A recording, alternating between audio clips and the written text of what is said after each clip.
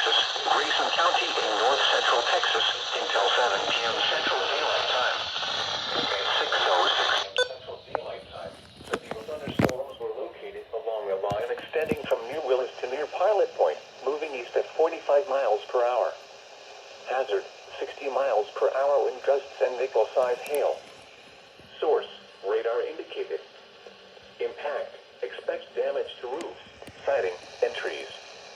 Locations impacted include Sherman, Denison, Whitesboro, Van Alstyne, Howe, Pottsboro, Collinsville, Whitewright, Gunter, Bells, Tom Bean, Millwood, Dorchester, Ray Roberts, Park Johnson Branch, Eisenhower State Park, Southern Lake Texoma, Lake Kiowa, South Maid, Tioga, and Sadler. A tornado watch remains in effect until 10 p.m. Central Daylight Time for north central Texas. For your protection.